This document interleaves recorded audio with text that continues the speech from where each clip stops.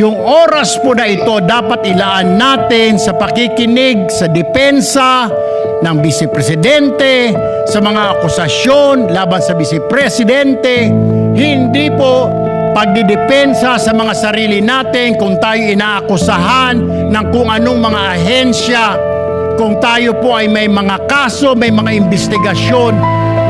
This is not the right forum, Mr.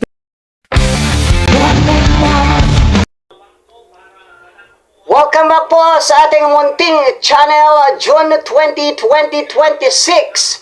Okay, grabe po itong ginawa ni Senator Erwin Tulfo dito kay Robin Padilla. Dinurog, tinapaktapakan, nilait, hinamon, pahiyang matindi. Grabe guys, saludo ako sa iyo, Senator Erwin, sa ginawa mo rito kay Robin Padilla sa pagpapahiya mo dito.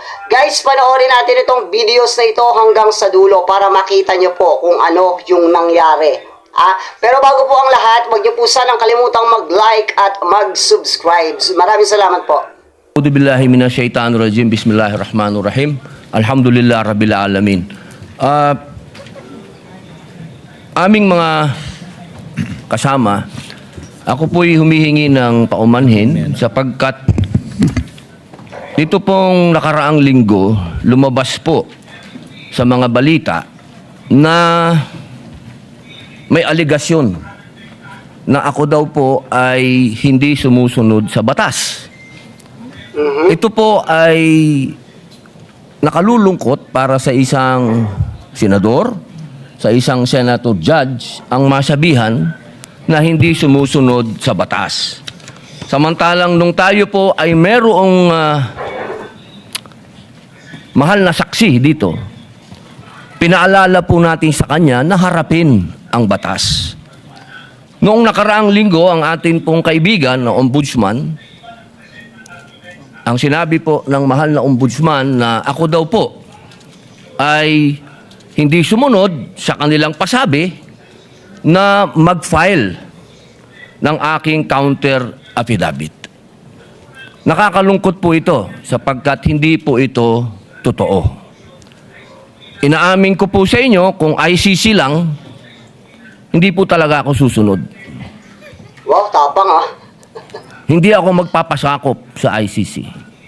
Pero dahil ginagalang ko po ang ombudsman, dahil siya po ay aking kaibigan na itinuturing, dahil nagkaroon na po kami ng napakahabang kwentuhan sa akin. Okay guys, so ayan po yung manifestation nitong si Robin Padilla. Pakinggan niyo po ang sinabi dyan ni Senator Erwin Tulfo. Ang oras po ng impeachment court sa pagpapaliwanag. Naintindihan ko po ang posisyon ng aking kaibigan, si Senador Robin Padilla. Yung kanya pong frustrations. Pero gusto ko lang po sana ipaalala sa ating presiding officer, sa ating pong Senate President. Okay. At matanong, ano po ba ang ating ginagamit na rules ngayon? Pwede po ba yung mga problema po labas sa impeachment court na ito o labas sa kaso ng Vice President ay dadalhin natin dito? Di po ba ang korte na ito na itatag para po sana kay Vice President at kay Vice President lamang?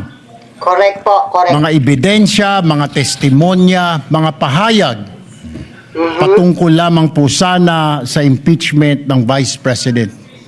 Okay. Kasi dito pong mga nagdaang araw, Mr. Presiding Officer, Senate President, mga kasama, napansin ko po na nagagamit ang oras po ng impeachment court sa pagtatanggol po ng mga nakaraang araw ng sarili ng ilan sa mga kasamahan natin sa mga akusasyon.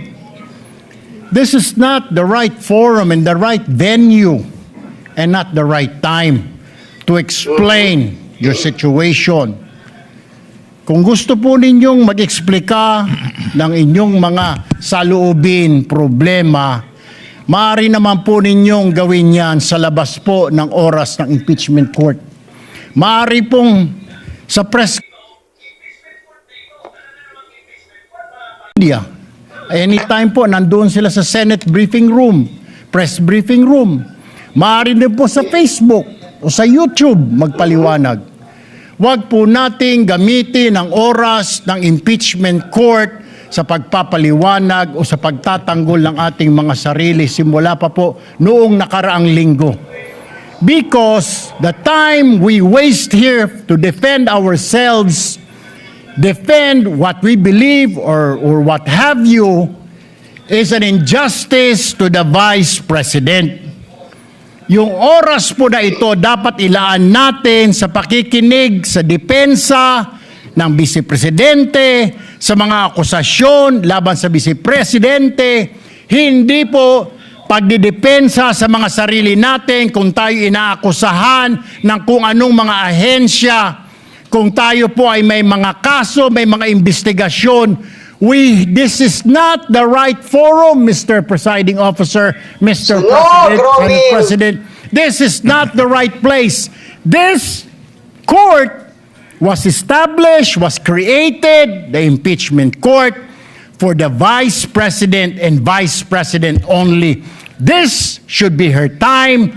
This should be her forum, not our forum here na ilabas natin ang saloobin natin, mga sagot natin sa mga akusasyon, mga kaso laban sa atin. And this is not also the time, Mr. President, Mr. Presiding Officer, na hanapin yung mga kasama nating nawawala, nakakulong, dapat po doon sa Senado natin, sa sesyon natin, and not here in this court, Mr. Presiding Officer, Mr.